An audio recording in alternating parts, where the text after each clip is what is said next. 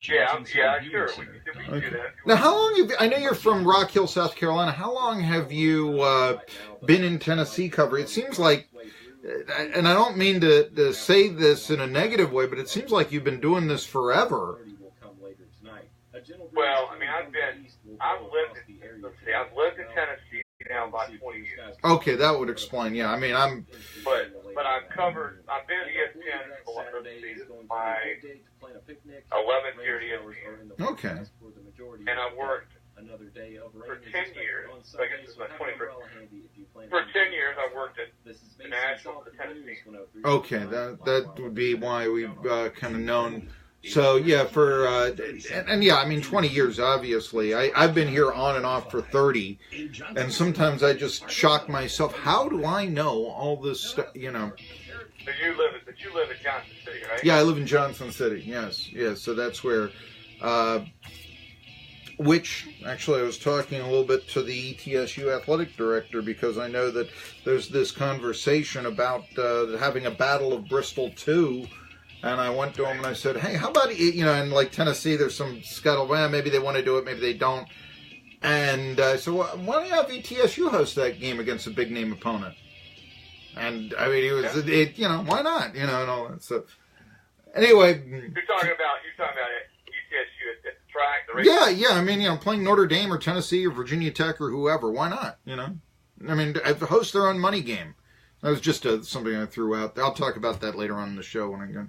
Anyway, Chris Lowe is known to many as, I would say, the most respected member of the sports media covering the Tennessee Volunteers. And I do mean that. I mean, that's nothing against Jimmy Himes or anybody else.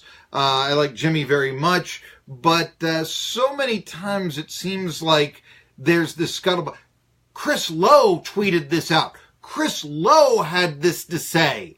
And there's a respect that goes with that from the people of East Tennessee that I think we're all a little envious of, to tell you the truth, Chris. So it's very nice to have you on the show here today. And you've actually focused your attention a little bit away from the Vols here a week ago to the ETSU men's basketball team, which is on a 15-game winning streak and has a 21-4 record, first place in the SoCon. To start off with here, Chris Lowe, I wanted to ask, what caught your eye about ETSU? Why are you now making the trek 100 miles north to do some work covering the Buccaneers? Well, first of all, thank you for that introduction. I don't know that I'm worthy, but it's good to be with you. I'm always looking for compelling stories, good stories. The ETSU, I think, when you look in the realm of college basketball, is as good a story as there is for a lot of different reasons. As you point out, they won 15 in a row. They're a fun team to watch play, and not have a chance to watch them play these days. You talk about playing rugged defense, every possession as if your life depends on it. That's the way they play. They're deep. A lot of good stories on that team. A guy like Peter Jerkin, a 6-year senior. Some guys who transferred in, and a guy like Asante Bradford, who just seems to get better and better. So, and I think the thing that really tops it out for me is I've known Steve Forbes and Jason Shea for, over 10 years. I met him when they went to Tennessee to coach under Bruce Pearl there, where I kept in touch with him. And I think their story to me is, in a lot of ways, what sort of epitomizes ETSU success, and it really is sort of a lesson for all of us in any business, any profession. Everybody knows what happened. They got caught up in the whole Pearl show cause mess at Tennessee. They both got show causes, sort of exiled, for lack of a better phrase, in basketball. Went and coached down in Northwest Florida at junior college. I think neither one of them barely made enough money to live on with families. But the thing that I have so much respect for both of those guys, other than the fact they're both outstanding basketball coaches, is you never heard either one of them, you still don't make excuses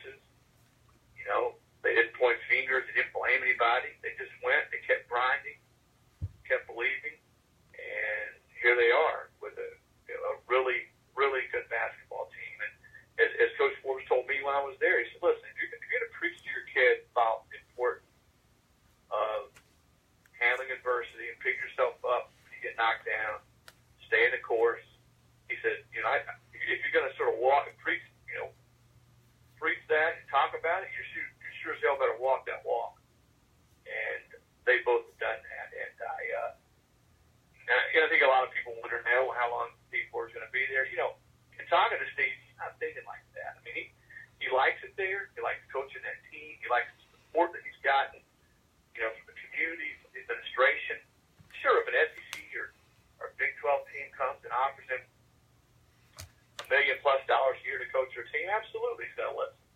But I don't think you're going to see him just bolt for anything. In fact, New Mexico, you know, was interested. I think probably Steve could have had that job, you know, but he didn't. So, great story all the way around. It was a lot of fun to be there. A lot of fun to catch back up with Jason and Steve and see the environment there. What a great crowd! I was at 2 games. Thursday game against let's see who they played Thursday. They played Chattanooga on Saturday. Yeah, Samford. But both crowds were great. Well, the Saturday crowd though was the 18 back and honoring them was just a great environment. I love that level of basketball. I think in a lot of ways it's the purest form of college basketball. You know, smaller gym, but the gyms are full. Those players understand that every game matters. I mean, if you're North Carolina or Ohio State or Tennessee, you know, and you won a bunch of games in a row, but you have a swoon in February, maybe you don't play as well in the conference tournament, it doesn't matter. You're going to get the NCAAs. You know, ETSUs of the world, you've got to be better every game, and you've got to be pointing toward March, the end of February, March, and playing your best basketball then. So it was a lot of fun, and I look forward to maybe down the road writing a bigger piece on sort of what this season has been like from the inside. Well, Chris Lowe, I know that you've given us a lot of stuff here for me to ask you about, but I guess you say you were always looking for the story and all this. Now, you told me earlier before this interview that you were looking to run a piece on ESPN, I suppose, during the tournament. Is that correct, during the NCAA tournament? Yeah, that's what we like to do. Of course, a lot of it depends on how the season plays out, and there's a lot of basketball left, as you know. But that would be the plan, yeah. And again, I think it's just different at the SoCon level, at the Sun Belt, at the Big South. I mean, those teams. There's a lot of good teams in those leagues, and there's a lot of good basketball played. But it all comes down, as you know, to basically 3 days. Sure. 2 or 3 days for them. They've got to play their best basketball then, win the tournament, and get in. And I can tell you this, having talked to coaches around the country. And you know, the Bucks got to get in first and foremost. But other coaches around the country, some of the guys that maybe have coached with Steve Forbes or Jason Shea along the way, there's a lot of teams out there that want no part of them in the NCAA. I can certainly see that after, defeating Northern Kentucky and Savannah State this year, 2 teams that may make the NCAAs, and playing, having a double-digit leads against both Kentucky and Xavier before falling. But my next question, I guess, Chris Lowe, is that, what if Wofford or, UNCG or whoever knocks off ETSU in the Southern Conference tournament? When would we get to see this piece? Would it be in accompaniment with the NIT, or what would the case be then? Okay. Yeah, you know what? And I'm not trying to be evasive. I don't know. It's just so much depends on what happens the rest of the year. I mean, I think they're a great story, period. ETSU. Whether they go on to win 20-some games in a row, whether they get upset, come back and win the tournament, whatever happens. But I don't know. But I can tell you what the plan is. The plan is sort of well laid out. I know that and just sort of being in the locker room before and after games, which is sort of neat, sort of segue into the way that Steve has coached his team. They're not hiding or running away from the street. They really aren't. Yeah. There wasn't a lot of talk about it. I think they're playing every game as if that's the season, and that's really that's the way it's got to be. They get better. I can tell you this: they really felt like for that Stanford game when I was there, and the first part of that Chattanooga game, they'd sort of gotten away from who they were defensively. And boy, he ran the rocket act. He and Jason Shea both did. Great staff. Savage, PJ Mack as well, and they respond. So, I mean, so to answer your question, I don't know. We'll see how it all shakes out. But my plan is that, in an ideal world, in a perfect world, we'd like to run it and do something, come tournament time. Chris Lowe, you mentioned that you knew Steve Forbes and Jason Shea back in their days at Tennessee. What was the perception back then around there? Were they known assistants around the Tennessee basketball team? Because I remember how Pearl, with his personality, was just so dominant and such. But was there, were there a lot of reporters who really knew Steve Forbes and Jason Shea and may have said, that's a guy that I could see going someplace as a head coach someday himself? Was that the atmosphere? Oh, yeah. Okay. I mean, is there any kind of tale you can tell me from those days in Tennessee that maybe impressed you about Steve Forbes when he was an assistant? Oh, yeah, no, everybody knew Steve. Steve's never met a stranger. I think that's one of the reasons he's a great recruiter, and he's really good at pressing the right buttons and relating to his kids. I mean, he gets it, and he can get along with anybody. Steve's coached all over the country, too. Sure. The other neat thing about him. He's coached out in Idaho. He's coached at Texas A&M. He's coached at Tennessee. Tennessee a couple different times, Florida in junior college, Hutchins in Kansas in junior. I mean, so he's been everywhere, and everybody knows him. I mean, I can tell you this. I mean, he coached with Buzz Williams, the Virginia Tech coach, when he was at A&M, and I was reached out to Buzz when I was there, and just asked him about it. And I'll tell you what Buzz Williams told me about Steve Forbes. He said, there's nobody on the planet who could have done what Steve has done there and had the success that he's done in the amount of time that he's had. That's high praise. So, no, I knew that Steve was, he was unfortunate what happened. They got caught up in a bad situation. But I knew that he was going on to bigger and better things. And I can tell you this about Jason Shea. Jason Shea was a guy in some of Tennessee's bigger games. Bruce Pearl would turn over the scout entirely to him. I mean, every time they played Florida, remember those years Florida won back-to-back national championships during that thing. That Shea had to scout, and that's how much confidence and how much faith. And Jason just sees things. He's ready to pick up things on teams and tendencies and habits. And it's fascinating to listen to him go over the scout with the team about what this guy does. He goes left more, he goes right. When inbounds on this side, they're going to run this, or he's like a computer, and he's one of those guys that just he knows basketball inside and out. So I knew that he'd move on to bigger and better things too. But not a bad golfer either. I played golf with him.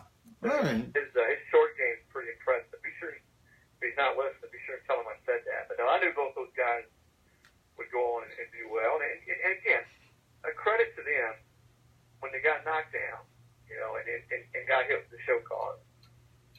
You remember, they didn't have a cushy landing spot. Bruce Pearl from ESPN and makes a ton of money. And also, Bruce Pearl got $1 million in Tennessee as part of his settlement. Those guys didn't get anything, nothing. Okay, and they went on, continued to work, as I said earlier, and here they are. And again, I mean that. It's not just because I know them, and not just because I live in the state of Tennessee. I think it's one of the better stories in college basketball this year. That's one of the reasons I came up there, and one of the reasons I pitched it to my bosses at ESPN. Did you ask Forbes and Shea if there's any animosity towards Bruce Pearl to this day? I don't think there's a lot of relationship or a lot of conversations. I don't know that they, I don't mean this to come off the wrong way. I don't think they're mortal enemies or anything. I think they're cordial, and then when they see each other, they cross paths, they talk. But I don't think there's, a lot of communication there. And again, I think part of it is that they just want to move away from that time, that situation. And they have. I mean, all of us in life. I mean, there's a million things I've done to regret. If you're going to truly move forward, you got to move forward. You can't dwell. You can't let your past dictate your future. And I'll tell you something, Jason. I had a chance to go and have dinner with him one night. We're walking to our car. And, I told him how much I respected and admired the way that they handled everything. And he looked at says, listen, man, life keeps moving. And he's right. And I think that's the way they've gone about their business ever since. Well, we're talking to Chris Lowe. Did you ever, when you were covering Tennessee, was there anything other than association that they happened to be under Bruce Pearl's staff that would get them their year show cause penalty? In other words, I mean, Pearl was penalized, got his show cause because he lied to the NCAA. Was there anything that Forbes or Shea were accused of other than just being his assistant? No, they got the show cause because when the NCAA came in and talked to them, remember they had that picture of the cookout at Pearl's house. When they showed it to them, they didn't lie. They wasn't lying about it, but I don't think they were completely sure. They knew that it was in the picture, but I don't think they were 100% sure what the picture was, and I don't think they were overly forthcoming about it. But you put yourself in their position. What are you going to do? You're going to rattle your boss? Especially when you're not 100% sure where that picture's taken. You do that, you'll never get another job. Mm-hmm. Right? And they weren't going to lie either. So I don't think they were overly forthcoming about it. I think that's, at the end of the day, why they were, were hit with the show cause. And, we go back and revisit that whole, there were probably a lot of things that happened during that time that, we all had do-overs in life. We might do things over. But I think that at the end of the day, that's why they got some that they got. And as I said earlier, they neither one of them have run from that.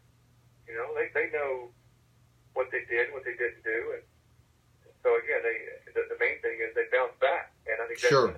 I can tell you this: the kids on the team, the kids on the team don't know a lot about what happened, but they understand that their coaches are guys that have grinded their way back to this point. I know there's a lot of respect because of that.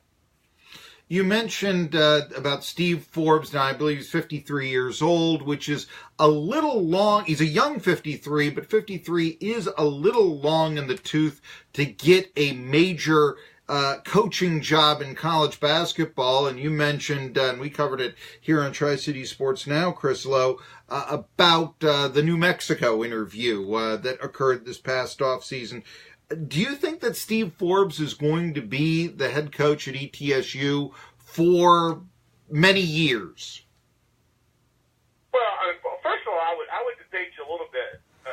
Number one, I'm 52, so I feel young. Yeah, no, I get that and all this, but no, when it comes, I mean, I could show you Keith Dambrot got the Duquesne job at 57, but normally, But look at the SEC right now. Look at some of the other coaches who've been hired in the SEC. Rick Barnes is a lot older than that. Frank Martin was older than that. Ben Howland at Mississippi State was older than that. So, true, but I mean, Howland had gone in national championship game or something like that. Right, that's a little more impressive than. Different. Yeah. Different. And what's the school looking for? I think you're looking for a coach that can recruit, who's won consistently, who can relate to kids, who's got a great network out there across the country. Forbes is all the above. Do I think he'll be at ETSU for a long period of time? Not if he keeps winning at this level. Mm-hmm. Because you know why? Because Ole Miss or Tennessee when Rick Barnes retires, or Texas A&M, or Oklahoma State, or somebody is going to come offer him $1.5 million or more to coach basketball. And that's life-changing money. Sure. I think his package right now is about, somewhere around $400,000 maybe. Yeah, that's $425 in his last year. I think he'll make that. So yes. But he, he's not going to leave just to go. He's not. Again, if you're talking about $1 million raise, I mean that's sort of a no-brainer, especially if it's a school where you feel like it's a fit. That's the thing that and people, we're all media fans and playing fantasy coach search and say, well, how about this coach there, that coach there? Well, sometimes coaches don't fit. Maybe they don't fit geographically, culturally. They don't fit that university, that conference. So I think it's, Steve's done a good enough job, and he's a good enough basketball coach that he can be selected. And I think he has been, and he will be selected. I know he is not thinking about, some coaches are constantly thinking about what their next job is.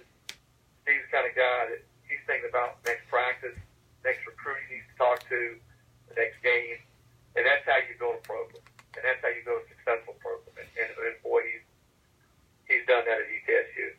And Chris Lowe, it's funny you say that because there is something of defeatist thinking, I think, sometimes at ETSU, because being a SoCon school or a mid-major, it's kind of destined to be a stepping stone. But I've always pointed out, hey, there are only 3 coaches that have ever left ETSU to go to larger programs, and 2 of them went to their alma mater. And, Steve Forbes isn't going back to his NAIA alma mater here, to coach. And where I'm going with this is that there has been seemingly less conversation about, do you think he'll go somewhere else, than I can remember other coaches who had success around ETSU. Murray Bartow made the NCAAs 3 times. There was this conversation. Oh, do you think that he'll go get another job? Wouldn't surprise me. He's taking ETSU to the NCAAs.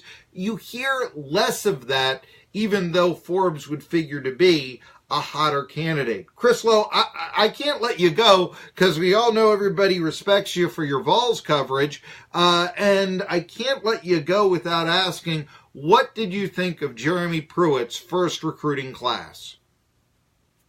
It was okay. Probably not what a lot of Vol fans were hoping for it to be. I spent some time with Jeremy yesterday on campus. I think they were realistic that with the amount of time they had to put together this class, it wasn't going to be a blockbuster class. I know he liked a lot of the players they got in it. They swung for the fences some on some players and missed. But you know what? As you told me, listen, if Tennessee's going to get back to beat Georgia and Florida and Alabama, we got to recruit the same players they're recruiting. Mm-hmm. And we got to beat them on the recruiting trail. And people say, well, you need to have a backup plan or a tier 2. If you're trying to make a living recruiting tier 2 players, it's going to be the same old at Tennessee. So I would not, my advice to Tennessee fans is, I would not assess Jeremy Pruitt as a recruiter or assess the type of recruiting operation he set up based on this class. I would this next class. Because they always told me, he said, listen, we signed some good players and we made up some ground in a pretty short amount of time. But think about this. Less than a month ago, he was still coaching Alabama in the national championship game. Mm-hmm. All right? So he was wearing, a couple different hats there. Assess him on the second class. Assess him as a recruiter and the type of recruiting operation he set up in his second class. But he told me, he said, listen, we signed some good players. We made up some ground. We'll make up a lot more ground in this next class. But now there's a couple I like. I think that Trayvon Flowers, the kid who's a baseball player, is signed to play Kentucky. Hadn't played high school football until this past year, since he was in middle school. I think he's a steal. I think he'll be a really good player for them. I think he's got a chance to play safety, maybe that star position, which is the hybrid linebacker safety position that in that defense they're going to run, the 3-4 defense. I really like J.J. Peterson, the linebacker from down in Georgia. He played for Russ Probst, who Jeremy coached under at Hoover High School several years ago. And I think when you look at the early period, some of the ground they made up with guys, and some of the guys they got in that, the Taylor kid's receiver, they need receivers, they need cornerbacks. That was probably where they came up short in this class. They needed to sign a few more corners. They swung for some big name guys, I should say big names, guys that were rated highly and recruited heavily and missed. But I think those are the guys who's going to continue to recruit. You'll have a whole cycle, a whole year now to recruit this next class. And I think that would be much more reflective of the kind of recruiter he is. These guys are work cut out. And let's face it, if you look at the guys that you draw a 4-hour radius around Tennessee right now, look at what guys are doing. Kirby Smart at Georgia, Dabo Swinney at Clemson, certainly Saban at Alabama. You got to start beating those guys on the recruiting trail if you're going to beat them on the field. There's no mystery to that. You go back to when Coach Fulmer had it going in Tennessee. They were going up into Carolina to get great players, Georgia to get great players, Louisiana, Mississippi, Virginia. That's what you got to do. And certainly got to keep the best players that stay at home too. So he's got his work cut out for him, but I do think as a recruiter, he's got a really good track record. it's actually why I am a little skeptical about the Vols ever attaining those lofty levels of, perennial top 10 finishes again. Because, when you look at the 98 team, the entire starting defensive line was from South Carolina. And that year, South Carolina was 1-10 and Clemson was 3-8. Well, that's not happening again. Darwin Walker may not be the next Darwin Walker, who's the probably most prominent player on the defensive line of that team, 98, is probably going to be a Gamecock or a Tiger in this era, but you look at how weak the South Carolina teams are and how well Tennessee recruited there. I don't know if you can do that these days. And so, do you think that Tennessee can have winning records? Certainly. Elite contending for national championships? I'm not so sure. And I've said that here on Tri-City Sports Now, Chris Lowe. Of course, the other thing about recruiting, I got to ask you this. You look at 4 years ago, Vols had the 5th best recruiting class according to Rivals, and Central Florida had the 73rd. Chris Lowe, how'd that work out again? Yeah, I mean, well, yeah. It just goes to show you that recruiting rankings can be a gauge, but they don't guarantee anything. Exactly. And to your point, look at Clemson. Look at where Clemson is right now, and I'm sort of counting your point a minute ago about where Tennessee never get back to. Look at where Clemson is right now. Where were they 10 years ago? They were not very good. They really weren't going a lot of places. They weren't recruiting. They weren't winning a lot of recruiting battles. You get the right guy in place as head football coach, things change in a hurry. Because if you can evaluate and recruit and develop and motivate and manage, all those things are important. You can win big. I think winning the national championship, you're right. A lot of things have to go just right for you. What Alabama and Nick Saban have done over the last 10 years, we'll never see that in our lifetime happen again. Okay, we're seeing the best. But I don't know if we've seen it before what's gone on. I mean, really. Not in modern times. We'll never see that happen. That's the outline, okay? But where Tennessee needs to get back to is come November, that they're right there with a chance to play for the SEC championship. Because if you get in the SEC championship games, history has shown you're going to have a shot more times than not, especially now with the playoffs, to be in the national championship equation. But Tennessee needs to get back. Remember this, before they put Philip Fulmer out the door, he's gone to 5 SEC championship games in his previous 11 years. That was 10 years ago, but yeah. And all their wisdom decided they were going to push him out. Clearly the program had dipped in his last few years. But it can always get worse. But if you get the right guy in there, a guy that knows what he's doing, a guy that has the right recruiting connections and ties, surrounds himself with good people, and again, Clemson and Dabo Swinney's a great example of this. Who knows what you can accomplish? He's Chris Lowe. He's covering ETSU. We can't wait to see the piece. Thanks for joining us on Tri-City Sports Now. You bet, guys. All right. I just realized where I was.